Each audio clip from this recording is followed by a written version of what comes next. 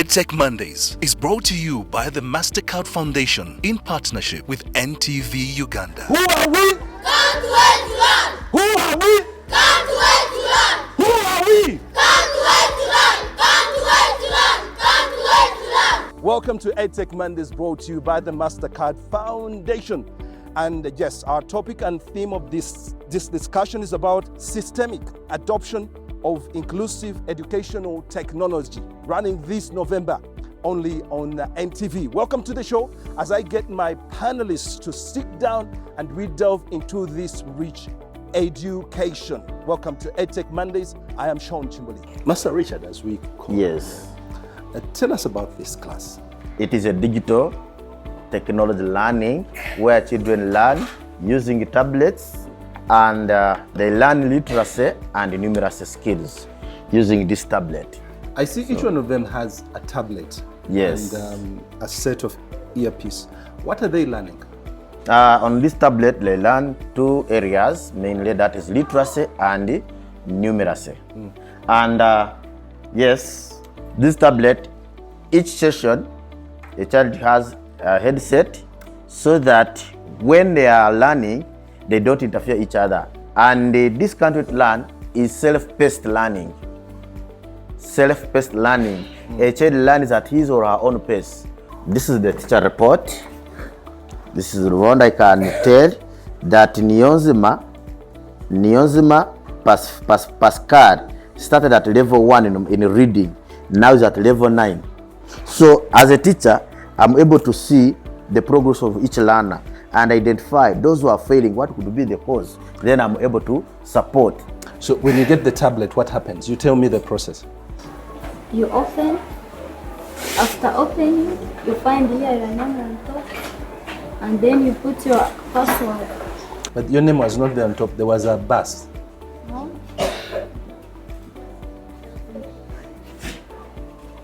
That is the Tiva Rugie.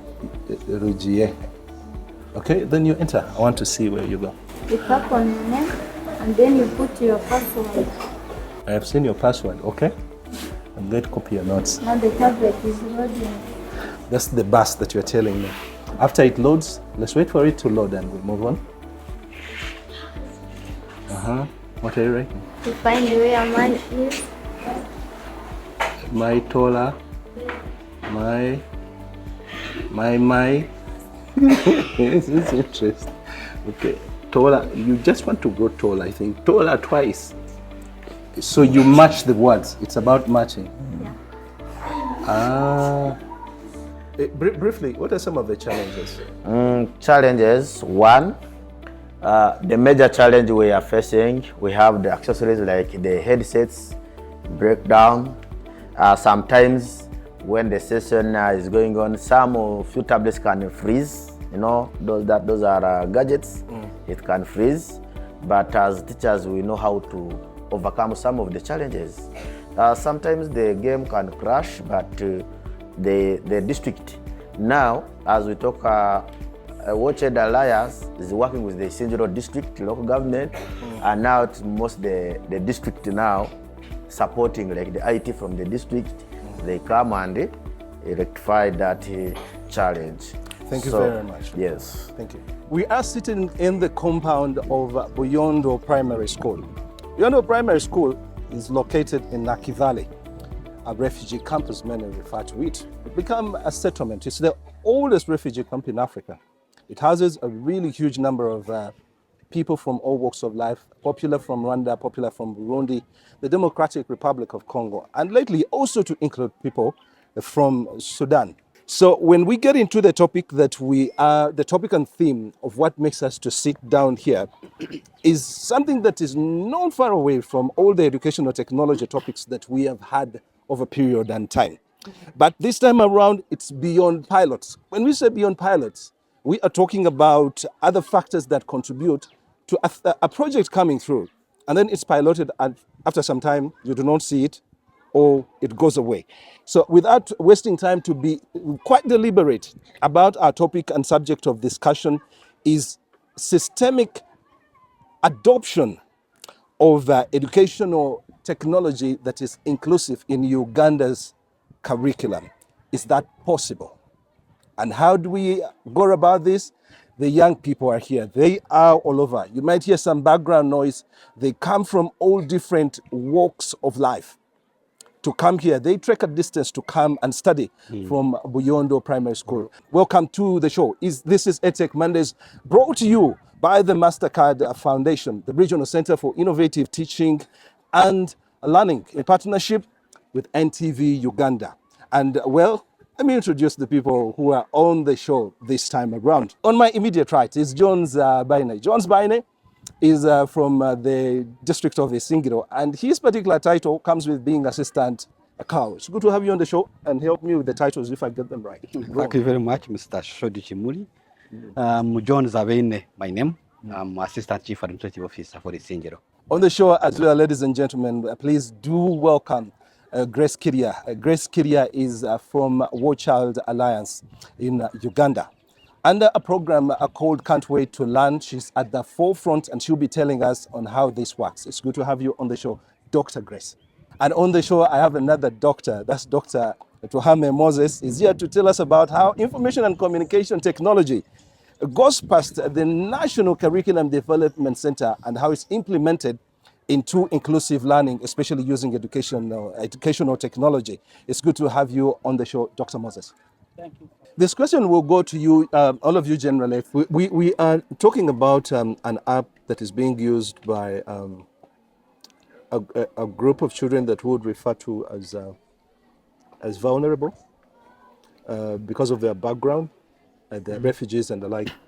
Is there an integration that would come with addressing elements that bring in trauma and psychological approaches beyond literacy and numeracy and just studying? Is that particular element integrated there? This is a play-based methodology. And you know, play is not just an active learning. It's not just a joyful approach to learning, but it also reduces stress. You know, in the game, you find videos, you find the audios, which are all very captivating to children. You know that children learn best when they play. It is natural in them to learn through play. Now, for the children who are traumatized, as they play with these audios, the videos, it helps them, you know, to overcome the traumatic experiences that they have been through. But also, you know that in the context that we work, children normally do not get the opportunity to use a tablet, you know? So just simply using a tablet does not only excite these children to learn, you know, but, you know, builds their self-confidence, you know, makes them feel they matter. And so that alone brings healing, you know, brings emotional stability to the child. And you know that children learn best when they are emotionally stable. I would like to bring you in, Dr. Moses. I think you have followed how Can't Wait to Learn operates, and I'm trying to bring it closer to the National Curriculum Development Center. And my question to the same, how are some of the things, the tools and elements that are included in Can't Wait to Learn being incorporated or also adopted at different levels with educational technology in consideration with the current curriculum that we have? There are standards we look at. There are guidelines according to the age levels of the different learners. Then on top of that, there's what we call curriculum for the special interest groups. Here we have refugees, we have the nomads, the fishing communities. Now, all those guidelines, we have them. Now, Can't Wait to Learn brought forward this product with the content. Our job now was to guide them according to the guidelines that we have. Now, all those factors were looked at. The content, how is it packaged? These are refugees. So do we have some of these elements talking about refugees in a way that it might hurt them? So all that at quite assurance level were worked out and removed, those which were looked at as being harmful or outside the guidelines. So the structure is clear. Then on the side of technology, we also have guidelines that we follow when we are developing content, when we are integrating ICT in the teaching and learning process. For instance, the usability of the tablet, most of them are dragging. They put their finger, they drag it. Then the gamification aspect. Their background, they have been traumatized, a lot of things. So we think games can deliver learning faster, of course, in line with other methods. So the games have been structured. We follow up on how they start. They pause a bit, they have some play there, then they continue up to the end. On district level, for example, if we use a singular, how is that being received with the already established teachers that might not have gone through a digital direction like some of the teachers that we are having who are coming out lately? The issue of retooling, especially to do with the IT versus teachers and other key players in that, it hasn't gone very far. It is still perceived as if it is something Western, something which is it is not given priority. That's what I want. So if it's not been embraced so far, what are we doing about it? Of course, we are not seated. We are trying to advance. We are trying to persuade that all the stakeholders, please, let's retool the education key players to advance IT. Like what Dr. Mos said, like in most of our inspection reports by the inspectors, IT is not really given due priority. It's supposed to be given. Like when the inspectors come to schools, they are more in sanitation, in more lesson planning, what the attendance. But the issue of IT retooling is not yet given priority. Thank you very much. Well, as we still proceed, thanks for being part of EdTech on Mondays, brought to you by the MasterCard Foundation. This edition for the month of November 2025. EdTech Mondays is brought to you by the MasterCard Foundation in partnership with NTV Uganda. As we are running online as well, feel free to leave your interaction on all our social media platforms as they are running. As I remind you that this is brought to you by the MasterCard Foundation, Regional Center for Innovative Teaching and Learning in proud association with NTV. Now let's move to the ladies and the gentlemen as they put out their expression about what we are discussing. Thank you, Sean. I'm Doreen, and my request goes to the cow. We have seen projects come into schools, the EdTech programs and other programs, but there is no continuity at the end of the project. And this is simply because the schools don't own the project. They keep looking at seeing it as a partner's program. So I would like to know from the cow if there is a way the district can support schools own the interventions that are brought in schools. Thank you. Thank you so much. I'm Matskwari Skanyamni, the head teacher here at Rubondo Primary School. With capacity building, teachers are being trained, and then within the process, they are being transferred, leaving a gap behind. I don't know how best you can do that. You find that some teachers have been trained here, and at the same time have been transferred. Some schools, even where can't we train, is not being experienced. I thank you so much. My question is, to what extent is the National Curriculum Development Center prepared to scale Can't Wait to Learn in other schools with this challenge of ICT in most primary schools in Uganda? Thank you very much. Those are the questions, and they deliberately go to each one in their respective area and their response. Oh, thank you very much, Mr. Shoni. Two issues have been raised to the cow's concern. One is to do with the sustainability that came from Madame Doreen of War Child Alliance. I want to assure viewers and the general public that as Isinjo we consider sustainability as an important aspect in any intervention. Good enough, all our inspectors have been trained in this. We have some trained teachers in this. We are going to ensure that this is rolled out even to other teachers who have not benefited from this. But still, we are going to ensure that there is a budget, small budget for this project, for this program, up to see that it does not die from air. That one I can assure you. Even at the school level, we are going to ensure that we mobilize and sensitize stakeholders at the institutional level, at the school level, the parents, and other partners, to make some simple contribution, especially in maintaining some of the IT equipment provided. Okay. That one I can assure you of that. Secondly, second issue came from Mr. Alex, head teacher of this Rubondo primary school, to do with transferring teachers from one school to another. This one, we are going to ensure that we take into consideration whenever we are making transfers, because at some point transfers are inevitable. But we are going to make sure that we put that into consideration when we are transferring a teacher from, for example, from here, from Rubondo to maybe Kabahinda. We consider we don't dump our skills to a place where there are no gadgets or no what. We are going to make sure that we put this into consideration. I thank you. Thank you. I want to bring this to the attention of the audience that the Ministry of Education and Sports launched the Digital Agenda Strategy 5-year plan to guide on how ICT integration will be done within the sector.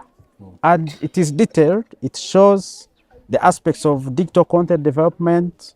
It shows the aspects of infrastructure, aspects of training, and many others, plus funding. Now that such products are here, then there's a reason for us to go in and look into the budgets and ensure that they are supported. So to me, it is work in progress, and the government is willing to support all these interventions going forward. But of course, the development partners, we need you to help us. Like in this case, if a pilot is done, that means some big chunk of work has been already cut out for us. Now to pick the reports and lessons, and we move them forward. Yeah, thank you. All right, let's hear it from you, Dr. Grace, as we do a wrap. So we developed Can't Wait to Learn specifically for foundational classes and to enhance foundational literacy, that is the reading and the maths. And when we had just started, we were working with only P3 class.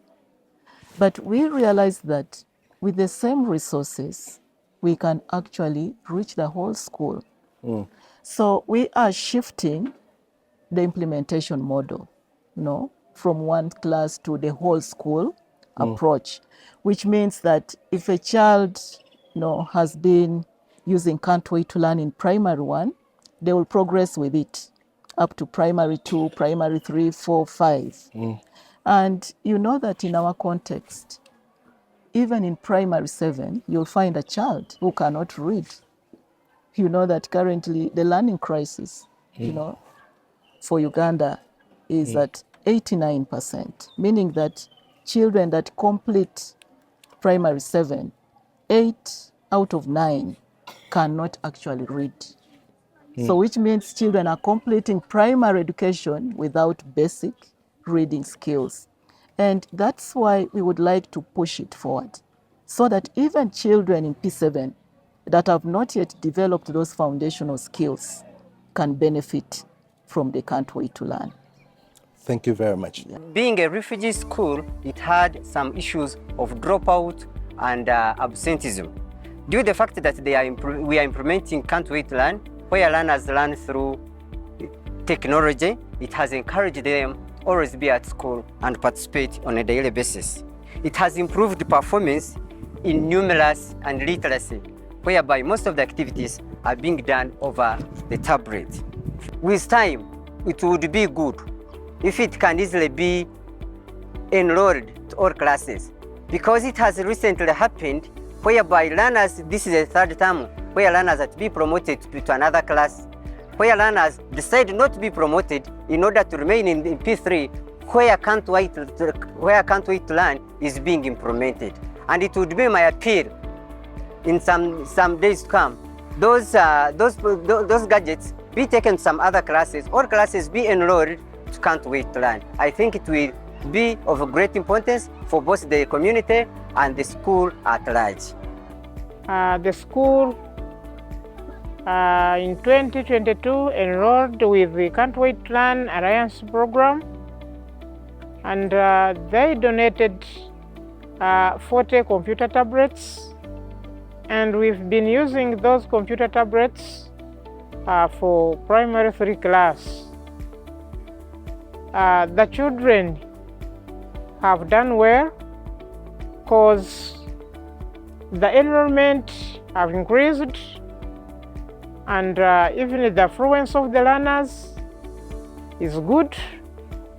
The accent from the computer tablets, they do interpret it very well, so they are doing well.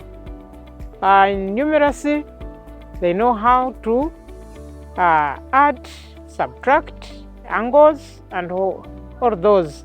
Then with phonics, they know how to speak, they speak fluently, they understand each and everything, they interpret the videos within the tablets, so they are doing well. The absenteeism have reduced, the enrollment have increased, the school is going on. As I'm speaking, those children we started with, they are now in primary 6, and they are doing very well. They even trained our teachers. We have a team of 5 teachers. They trained them, and they are doing a good work. Now, as we do a wrap, I'll use microseconds to get your final remarks. I'll start with you, Mr. Bene. Microseconds, below 10 microseconds. Oh, thank you very much, Mr. Sean. I want to conclude by requesting our partners, especially Can't Wait Can't Wait to Learn. Can't Wait to Learn, and other partners, that we are in a period where we need some support, extra support as a district. You know, that transition period is a lot of support we need. For example, we don't have transport for our inspectors. Our IT department has no computers to fast track some of these achievements. So we would like that War Child Alliance shouldn't go very far from us. Even the Ministry of Education, please support us so that we can make this intervention sustainable. Otherwise, we thank you so much, NTV, for taking us through. And also thank the MasterCard Foundation for the funding. Thank you so much. Your final remarks, Dr. Grace. Yeah, thank you, Sean, again. So my message goes to the government. You see, we have co-created this methodology with government right from the start. We integrated it, we aligned it to the national curriculum, you know. And we have also conducted research together. We first piloted it, then we have done impact assessment study together with government. And now the program is at a scale phase. And so what are we waiting for to scale this approach to the rest of the country?